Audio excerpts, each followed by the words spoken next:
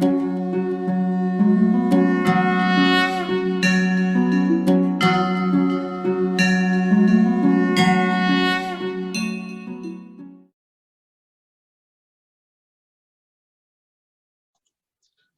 Friends, good morning, Hariom.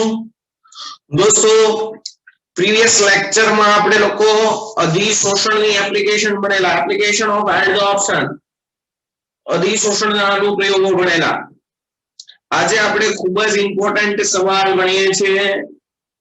ઉદ્દીપન એટલે શું? પહેલી વાત કરીએ, ઉદ્દીપકો, પ્રવર્ધકો અને ઉદ્દીપકીય વિષ વિશે સમજૂતી આપો. ઓકે, ચાલો. ઉદ્દીપકો, પ્રવર્ધકો અને ઉદ્દીપકીય વિષ વિશે સમજૂતી આપો. તો મારા વાલા વિદ્યાર્થી મિત્રો, ઉદ્દીપકો કોને કહેવાય? તો કેટલાક પદાર્થો રાસાયણિક પ્રક્રિયામાં ભાગ લે એ દરમિયાન વપરાતા નથી અને પ્રક્રિયા દરમિયાન અંતે મૂળ સ્વરૂપે છૂટા પડે છે, પરંતુ તે પ્રક્રિયાનો વેગ વધારે છે. આવા પદાર્થોને કહેવાય ઉદ્દીપકો. કેટલાક પદાર્થો રાસાયણિક પ્રક્રિયામાં ભાગ લઈ પ્રક્રિયા દરમિયાન વપરાતા નથી અને અંતે મૂળ સ્વરૂપે છૂટા પડે છે, પરંતુ આવા પદાર્થો પ્રક્રિયાનો વેગ વધારે છે. આવા પદાર્થોને કેટાલિસ્ટ ઉદ્દીપકો કહે છે. ચાલો, તો ઉદ્દીપકો એટલે એવા પદાર્થો કે જે રાસાયણિક પ્રક્રિયામાં ભાગ લે અને પ્રક્રિયા દરમિયાન વપરાય નહીં, અંતે મૂળ સ્વરૂપે છૂટા પડે, પણ પ્રક્રિયાનો વેગ વધારે. તો આવા પદાર્થોને કહેવાય ઉદ્દીપકો. દોસ્તો, ઉદ્દીપકોની પ્રક્રિયાનો વેગ વધારવાની આ ઘટના છે અને ઉદ્દીપન કહેવાય. ઉદ્દીપકોની પ્રક્રિયાનો વેગ વધારવાની ઘટનાને શું કહેવાય? ઘટનાને ઉદ્દીપન કહે છે. ઉદ્દીપકોની કેરેક્ટરિસ્ટિક્સ આપણે પછી ભણશું અલગથી 2 માર્કમાં. અત્યારે ખાલી એટલું કહીએ કે પ્રક્રિયા દરમિયાન ઉદ્દીપકો વપરાતા ન હોવાથી ઉદ્દીપકોનું ખૂબ જ ઓછું પ્રમાણ જરૂરી છે. પ્રક્રિયા દરમિયાન ઉદ્દીપકો વપરાતા ન હોવાથી ઉદ્દીપકોનું ખૂબ જ ઓછું પ્રમાણ જરૂરી છે. દોસ્તો, ઉદાહરણ તરીકે MnO2 ઉદ્દીપકની હાજરીમાં KClO3 નું વિઘટન કરવામાં આવે તો તે ઝડપી પ્રક્રિયા છે, પરંતુ KClO3 પોટેશિયમ ક્લોરેટ KClO3 ને 653 થી 873 કેલ્વિન તાપમાને ઉદ્દીપકની ગેરહાજરીમાં ગરમ કરવામાં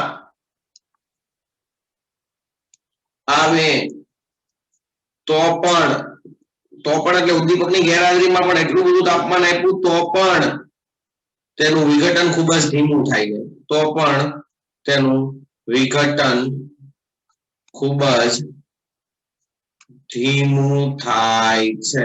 ખૂબ જ ધીમું થાય છે આવી પ્રક્રિયા છે KClO3 પોટેશિયમ ક્લોરેટ કહેવાય આને એનું વિઘટન થાય KCl + O2 પ્રક્રિયાને બેલેન્સ કરો અહીંયા 2 કરો અહીંયા 3 કરો કામ થઈ જાય પૂરું પણ આ પ્રક્રિયા ખૂબ જ ધીમી છે પરંતુ ઉપરની પ્રક્રિયા દોસ્તો MnO2 ઉદ્દીપકની હાજરીમાં કરવામાં આવે અને તાપમાન પછી ઘટાડી દો એપ્રોક્સિમેટલી 473 થી 563 અથવા 633 કેલ્વિન જેટલું તાપમાન કરો તો પણ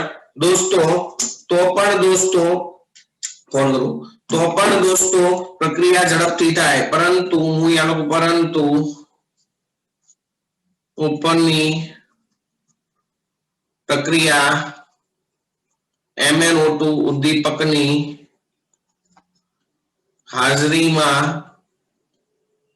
કરવામાં આવે તો 473 કેલ્વિન થી 633 કેલ્વિન તાપમાન આપતા પણ ખૂબ ઝડપથી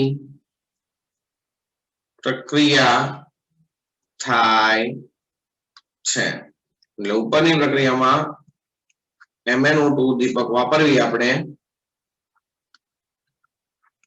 અને તાપમાન એપ્રોક્સિમેટલી 473 કેલ્વિન થી 633 એટલે ઉપર કરતા તો નીચેનું તાપમાન રાખવી તો પણ દોસ્તો ઝડપથી KCl અને O2 મળે ઓકે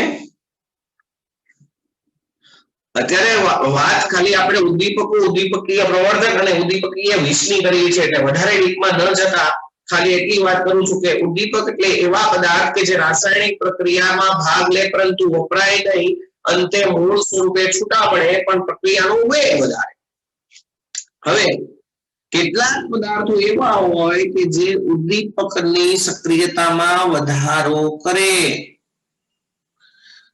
કેટલાક પદાર્થો રાસાયણિક પ્રક્રિયામાં એવા પણ હોય કેટલાક પદાર્થો કે જે ઉદ્દીપકની સક્રિયતા એટલે ઉદ્દીપકની પ્રક્રિયાનો વેગ વધારવાની ઘટનામાં વધારો કરે કેટલાક પદાર્થો કે જે ઉદ્દીપકની સક્રિયતામાં વધારો કરે તેવા પદાર્થોને પ્રમોટર્સ કહેવાય શું કહેવાય પ્રવર્ધકો તેવા પદાર્થોને પ્રમોટર્સ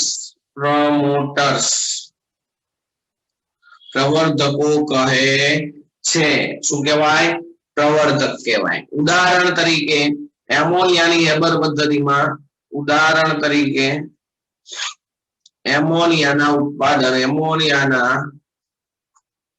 ઉત્પાદન માટેની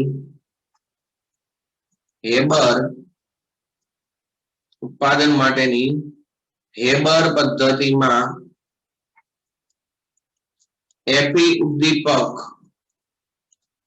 સાથે મોલિબ્ડેનમ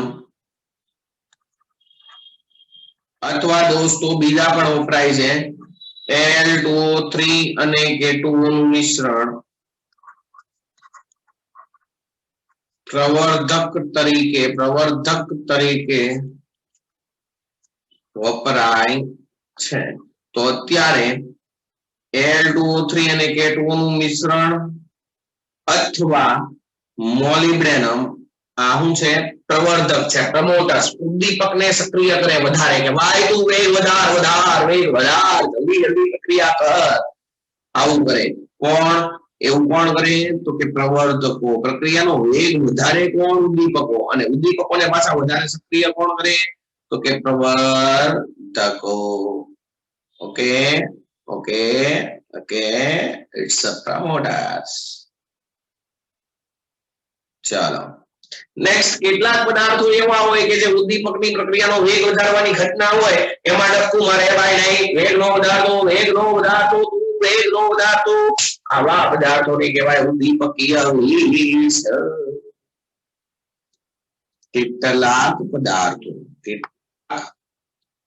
પદાર્થો કે જે ઉદ્દીપકની સક્રિયતામાં ઘટાડો કરે છે, જેને ઉદ્દીપકીય ઝેર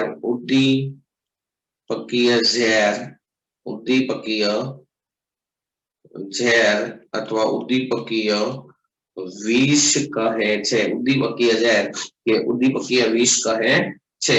ઉદાહરણ તરીકે H2SO4 ના ઉત્પાદન માટેની સંપર્ક વિધિમાં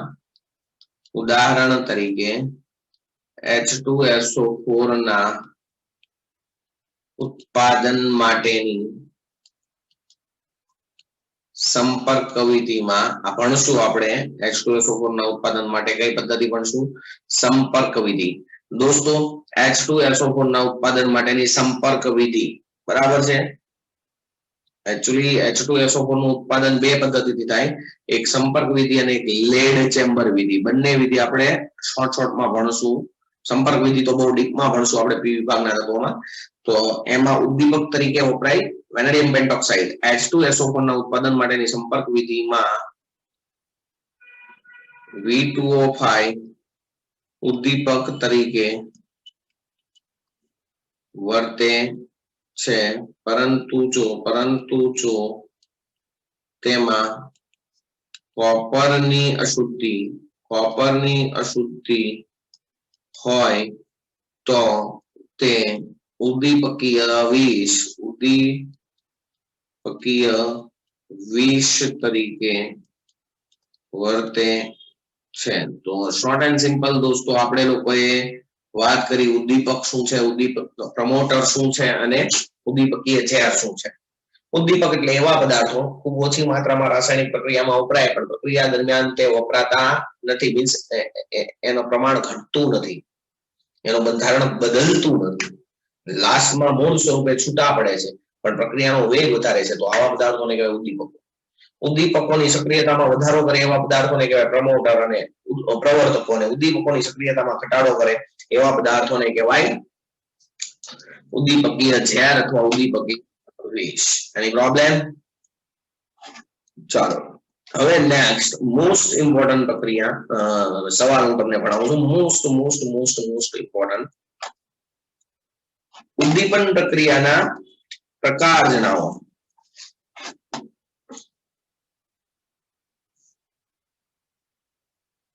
It's a most important question for G and NEET also. Okay, it's a most important concept for G NEET also.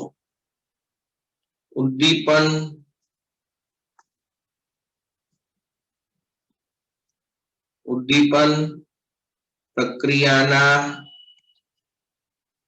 પ્રકારો ઉદાહરણ સાથે સમજાવો. તો મારા વાલા વિદ્યાર્થી મિત્રો, પહેલા તો આપણે એ ચર્ચા કરવાની છે કે ઉદ્દીપન કોને કહેવાય. ઓકે, ઉદ્દીપન કોને કહેવાય? દોસ્તો તમને બધાને ખબર છે કે કેટલાક પદાર્થો કે જે રાસાયણિક પ્રક્રિયાનો વેગ વધારે છે એટલે ઉદ્દીપકો કહેવાય, અને આ પ્રક્રિયાનો વેગ વધારવાની ઘટનાને કહેવાય ઉદ્દીપન. ઉદ્દીપનના બે પ્રકાર છે. ઉદ્દીપન ઘટનાના બે પ્રકારો છે. એક સમાંગ ઉદ્દીપન અને બીજું વિસમાંગ ઉદ્દીપન. તો પહેલા આપણે લઈએ છે માત્ર ને માત્ર સમાંગ ઉદ્દીપન. માત્ર ને માત્ર સમાંગ ઉદ્દીપન. દોસ્તો સમાંગ ઉદ્દીપન કોને કહેવાય?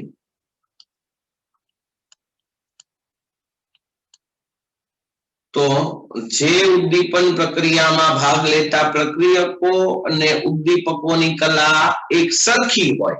કલા એટલે અવસ્થા. જે ઉદ્દીપન પ્રક્રિયામાં પ્રક્રિયકો અને ઉદ્દીપકોની કલા એક સમાન હોય તેવા ઉદ્દીપનને કહેવાય સમાંગ ઉદ્દીપન. જે ઉદ્દીપન પ્રક્રિયામાં વપરાતા ઉદ્દીપકો અને બધા જ પ્રક્રિયકો ની કલા, ક્યાં તો બધા પ્રવાહી હોય, ક્યાં તો બધા વાયુ હોય, એમ કલા હેમાં હોય, કલા સમાન હોય તેવી પ્રક્રિયાને સમાંગ ઉદ્દીપન કહે છે મિત્રો. સમાંગ ઉદ્દીપન કહે છે.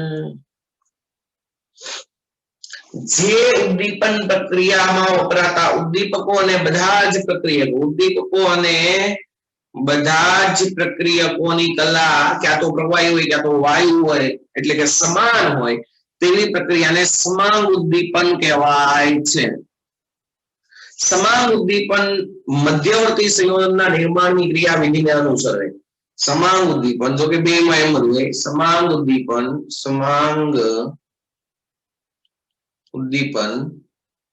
હું અહીંયા કહી દઉં તમને. ઉદ્દીપનની ઘટનામાં શું થાય તો કે આ ઉદ્દીપક હોય, પ્રક્રિયકોના અણુ ઉદ્દીપકની સપાટી ઉપર આવે એટલે અહીંયા ઉદ્દીપક અને પ્રક્રિયા વચ્ચે જોડાણ થાય, મધ્યવર્તી સંયોજન બને. પછી એમાંથી પાછી નિપજ છૂટી પડે અને ઉદ્દીપકો મૂળ સ્વરૂપે છૂટા પડે. એટલે આપણે અહીંયા કોઈ પણ ઉદ્દીપન ઘટના હોય એ મધ્યવર્તી સંયોજનના નિર્માણની ક્રિયાવિધિને અનુસરે એમ કહેવાય. એટલે એ મુદ્દો અહીંયા લખતો નથી. ચાલો મુખ્ય વાત કરીએ, સમાંગ ઉદ્દીપન કઈ રીતે ઓળખશું તો કે એના ઉદાહરણ. પહેલી વાત, લેડ ચેમ્બર વિધિથી. લેડ ચેમ્બર વિધિ દ્વારા સલ્ફ્યુરિક એસિડ નું ઉત્પાદન H2SO4. લેડ ચેમ્બર વિધિ દ્વારા H2SO4 નું ઉત્પાદન, H2SO4 નું ઉત્પાદન. આ પ્રક્રિયા સમાંગ ઉદ્દીપન છે. સાહેબ કઈ રીતે સમજાવો? તો દોસ્તો એમાં મુખ્ય તબક્કો સલ્ફ્યુરિક એસિડની બનાવટમાં મુખ્ય તબક્કો હોય SO2 અને O2 વચ્ચેની પ્રક્રિયાથી SO3 બનવી. H2SO4 ના ઉત્પાદનમાં આ તબક્કો ઇમ્પોર્ટન્ટ હોય. હવે આ પ્રક્રિયાને બેલેન્સ કરવા માટે તમે અહીંયા શું કરશો? ઓક્સિજન 4 છે, અહીંયા 2 છે, અહીંયા 2 કરો એટલે 6 થઈ ગયા, અહીંયા 2 કરો 6 થઈ ગયા, S2 કમ્પ્લીટ. પણ અહીંયા જે ઉદ્દીપક વપરાય છે દોસ્તો, એ ઉદ્દીપક વપરાય છે NO ગેસ, નાઇટ્રિક ઓક્સાઇડ. તો કહેવાનો મારો ઇન્ટેન્શન એવો છે કે લેડ ચેમ્બર વિધિ દ્વારા H2SO4 નું ઉત્પાદન કરો તો તેમાં SO2 નું દહન નાઇટ્રિક ઓક્સાઇડ ઉદ્દીપકની હાજરીમાં થાય. તો હાલમાં બધા પ્રક્રિયકો અને ઉદ્દીપકની કલા સેમ છે એટલે આને સમાંગ ઉદ્દીપન કહેવાય. શું કહેવાય? સમાંગ ઉદ્દીપન. સેમ વે એસ્ટરનું એસિડ ઉદ્દીપકની હાજરીમાં ઉત્પાદન. એસ્ટરનું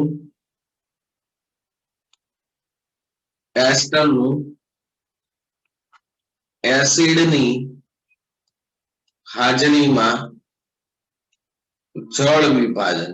આ પણ દોસ્તો સમાંગ ઉદ્દીપનની ક્રિયા થાય. કેમ સમાંગ ઉદ્દીપનની ક્રિયા થાય? ધારી લો કે તમે લીધો એસ્ટર CH3 COO CH3. આ છે methyl acetate. Methyl acetate liquid સ્વરૂપે લીધો હોય તો લિક્વિડ સ્વરૂપે, અને જલીય દ્રાવણ લીધું હોય તો aqueous, એમાં કોઈ શંકાને સ્થાન નથી. Plus H2O liquid. તો દોસ્તો એની પ્રક્રિયા H+ એસિડ HCl લઈ લો, ઈ પણ લિક્વિડ સ્વરૂપે, અથવા તો aqueous લો. બધું છે તો બધું પ્રવાહી ને, aqueous હોય કે લિક્વિડ હોય બધું છે તો પ્રવાહી જ ને. તો સમાંગ થયું ને. ચાલો તો અહીંયા કઈ રીતે પ્રક્રિયા થશે? અહીંયાથી પૂછ્યા. એસ્ટરનો બંધ CH3CO સાથે જોડાશે પાણીનો OH એટલે બનશે CH3COOH પ્લસ CH3O સાથે જોડાશે પાણીનો H, મળશે acetic acid plus methanol. Acetic acid plus methanol. આ બંને કેવા મળશે? જલીય. કાંઈ વાંધો નહીં સાહેબ, જલીય હોય કે લિક્વિડ હોય છે તો પ્રવાહી જ ને. તો હાલમાં પ્રક્રિયકો અને ઉદ્દીપકની કલા કેવી છે? સમાન. તો એને કેવું ઉદ્દીપન કહેવાય? સમાંગ ઉદ્દીપન કહેવાય. આ જ રીતે સુક્રોઝના જલીય દ્રાવણનું H+ ની હાજરીમાં વિક્રમણ, સુક્રોઝનું ઇન્વર્ઝન. શોર્ટમાં લખવું હોય તો આમ લખાય સુક્રોઝનું ઇન્વર્ઝન. સુક્રોઝનું ઇન્વર્ઝન ઘટના પણ સમાન ઉદ્દીપનનું ઉદાહરણ પૂરું પાડે. કેમ? તો કે સુક્રોઝ ઇન્વર્ઝન જલીય દ્રાવણનું થાય. સુક્રોઝ એટલે શું થાય? C12 H22 O11 આને કેવો લેવાનો? aqueous પ્લસ H2O કેવો હોય? લિક્વિડ. આપણે તો અવસ્થાને વાત કરવાની છે. H પ્લસ ઈ પણ કેવો? aqueous. તો દોસ્તો બનશે શું? C6H12O6 પ્લસ C6H12O6 એક મળશે. આ બંને aqueous જ હોય. એક મળશે ગ્લુકોઝ, એક મળશે ફ્રુક્ટોઝ. આને કહેવાય સુક્રોઝનું ઇન્વર્ઝન. આને કહેવાય સુક્રોઝનું ઇન્વર્ઝન. તો આ aqueous લિક્વિડ aqueous ટૂંકમાં aqueous એટલે હું ઘન થાય છે તો પ્રવાહી ને. આય પ્રવાહી. દોસ્તો બધા જ પ્રક્રિયકોની કલા અને ઉદ્દીપકની કલા સમાન હોય તો એને સમાંગ ઉદ્દીપન કહેવાય. કેવું ઉદ્દીપન કહેવાય? સમાંગ ઉદ્દીપન કહેવાય. દોસ્તો નાઇટ્રિક ઓક્સાઇડની હાજરીમાં ઓઝોનનું વિઘટન, NO ગેસની હાજરીમાં વાતાવરણીય ઓઝોન ગેસનું વિઘટન કઈ રીતે થાય દોસ્તો? તમને બધાને ખબર છે. ઓઝોનનું વિઘટન O3 ગેસ પ્લસ ઓક્સિજનનો મૂલક હોય O gas in presence of NO gas. તો ત્રણેય શું છે? વાયુ. તો મળશે શું? 2O2 gas. That's all. Okay. આ ઉપરાંત ક્લોરીન મુક્ત મૂલકની હાજરીમાં અથવા તો ક્લોરીન પરમાણુ ઉદ્દીપકની હાજરીમાં NO નું ઓક્સિડેશન અથવા CO નું ઓક્સિડેશન, કાર્બન મોનોક્સાઇડનું ક્લોરીન મૂલકની હાજરીમાં ઓક્સિડેશન. તો દોસ્તો શું થશે? CO gas plus 1O2 gas gives CO2 gas in presence of Cl gas. તો આ તમામ પ્રક્રિયામાં દોસ્તો ઉદ્દીપકની કલા અને તમામ પ્રક્રિયકોની કલા સમાન હતી. તો એવા ઉદ્દીપનને કહેવાય સમાંગ ઉદ્દીપન. ઓકે, ચલો નેક્સ્ટ. સેકન્ડ, વિસમાંગ ઉદ્દીપન.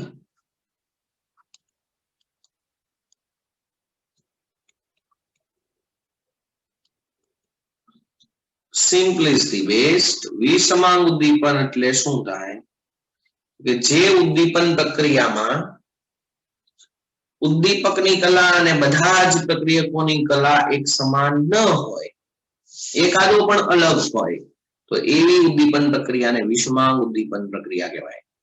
જે ઉદ્દીપન પ્રક્રિયામાં વપરાતા ઉદ્દીપકો અને બધા જ પ્રક્રિયકો ની કલા એટલે ભૌતિક અવસ્થા સમાન ન હોય તો તેને વિષમાંગ ઉદ્દીપન વિષમાંગ ઉદ્દીપન પ્રક્રિયા કહે છે. એક્ઝામ્પલ આપો સાહેબ. એક્ઝામ્પલ વગર અમને કાંઈ ટપવો પડે નહીં. તો પહેલી વાત કે દોસ્તો વિષમાંગ ઉદ્દીપનમાં ઉદાહરણ આપતા પહેલા હું તમને એક વાત કહું કે જનરલી વિષમાંગ ઉદ્દીપનમાં ઉદ્દીપકો ઘન સ્વરૂપે હોય અને પ્રક્રિયકો પ્રવાહી અથવા વાયુ સ્વરૂપે હોય. વિષમાંગ ઉદ્દીપનમાં મોટા ભાગે વિષમાંગ ઉદ્દીપન પ્રક્રિયામાં મોટા ભાગે ઉદ્દીપકો ઘન કલા માં અને પ્રક્રિયકો પ્રવાહી કે વાયુ કલા ધરાવે છે અથવા તો માં હોય કલામાં હોય છે બરાબર છે હવે આપણે એના એક્ઝામ્પલ્સ ચાલો એટલે તમને સચોટ રીતે ખબર પડે કે વિષમાંગ ઉદ્દીપન એકચ્યુઅલી છે શું તો લેડ ચેમ્બર વિધિથી સલ્ફ્યુરિક એસિડ નું ઉત્પાદન હતું એ સમાંગ ઉદ્દીપન હતું દોસ્તો સંપર્ક વિધિથી H2SO4 નું ઉત્પાદન સંપર્ક વિધિથી H2SO4 નું ઉત્પાદન સંપર્ક વિધિથી H2SO4 નું ઉત્પાદન સંપર્ક વિધિથી H2SO4 નું ઉત્પાદન એ દોસ્તો વિષમાંગ ઉદ્દીપન છે સમાંગ ઉદ્દીપનમાં લેડ ચેમ્બર વિધિથી H2SO4 નું ઉત્પાદન એમાં SO2 અને O2 વચ્ચે એનો ઉદ્દીપકની હાજરીમાં પ્રક્રિયા થાય જ્યારે વિષમાંગ ઉદ્દીપનમાં SO2 ગેસ O2 ગેસ વચ્ચેની પ્રક્રિયા વેનેડિયમ પેન્ટોક્સાઇડ ઉદ્દીપકની હાજરીમાં ભાઈ બહુ જ મહત્વનો પ્રશ્ન V2O5 સોલિડ બને શું SO3 ગેસ તો અહીંયા 2 કરો પ્રક્રિયા બેલેન્સ પણ અહીંયા ઉદ્દીપક ઘન છે અને પ્રક્રિયકો વાયુ છે એટલે આને કહેવાય વિષમાંગ ઉદ્દીપન એટલે એને કહેવાય વિષમાંગ ઉદ્દીપન ઓકે ચલો નેક્સ્ટ હેબર પદ્ધતિથી એમોનિયાનું ઉત્પાદન ભાઈ હેબર પદ્ધતિ દ્વારા એમોનિયાનું ઉત્પાદન એ પણ દોસ્તો વિષમાંગ ઉદ્દીપન છે તમને બધાને ખબર છે N2 gas plus 3H2 gas N2 gas plus 3H2 gas in presence of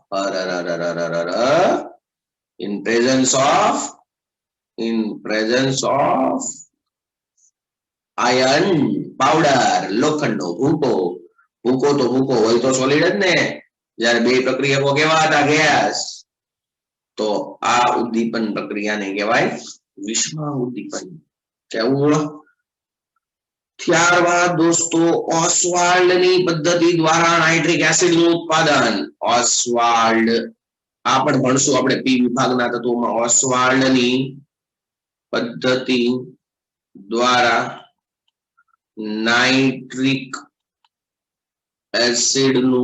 એસિડનું ઉત્પાદન આ પણ કેવી ક્રિયા છે વિષમાંગ ઉદ્દીપન એકચ્યુઅલી આમાં શું થાય તો કે મહત્વનો તબક્કો આમાં એવો હોય એમોનિયાનું ઓક્સિડેશન થાય કયા ઉદ્દીપકની હાજરીમાં તો કે પ્લેટિનમ અને રોડિયમ પ્લેટિનમ પ્લસ રોડિયમ આ બેની ઉદ્દીપકની હાજરીમાં પ્રક્રિયા થાય આ બંને ધાતુ છે એટલે ઘન હોય અને મળે NO plus H2O NO plus H2O actually ઊંચા તાપમાને આ પ્રક્રિયા થાય એટલે આ બે ગેસ સ્વરૂપે મળે આ પણ બે ગેસ સ્વરૂપે હોય ઓકે ચાલો તો દોસ્તો પ્રક્રિયાને બેલેન્સ કરો બેલેન્સમ ભવતુ ચાલો પ્રક્રિયાને બેલેન્સ કરવા માટે આપણે લોકો અહીંયા H2 છે અહીંયા 3 છે તો અહીંયા 2 કરશું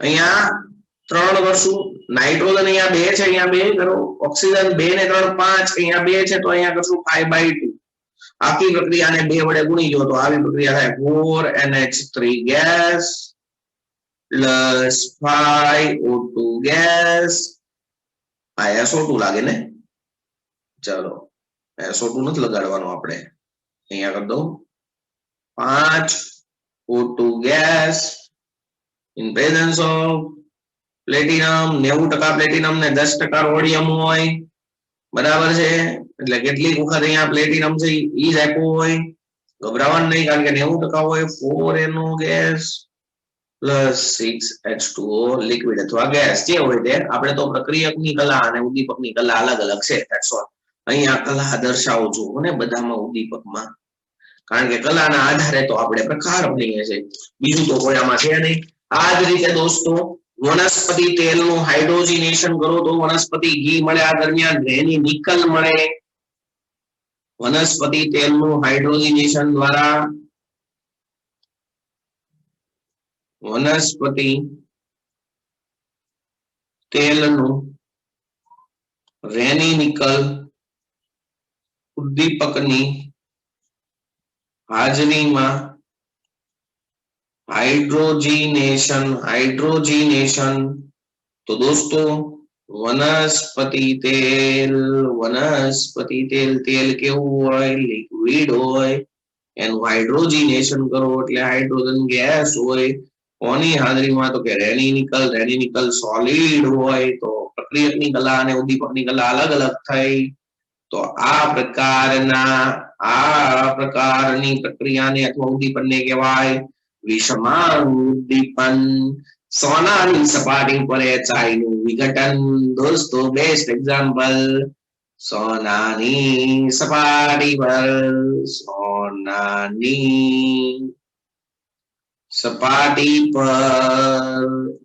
HI નું વિઘટન. તો શું થશે? 2HI gas in presence of gold surface. gold કેનો હોય? solid. તો બનશે H2 gas plus I2 gas. ઉદ્દીપકની કલા અને પ્રક્રિયકની કલા અલગ અલગ છે. એવું ઉદ્દીપન કહેવાય વિષમાંગ ઉદ્દીપન કહેવાય. પ્લેટિનમની સપાટી ઉપર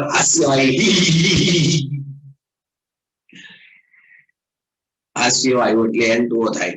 પ્લેટિનમની સપાટી પર લાફિંગ ગેસ હાસ્ય વાયુ એટલે થાય નાઇટ્રસ ઓક્સાઇડ N2O.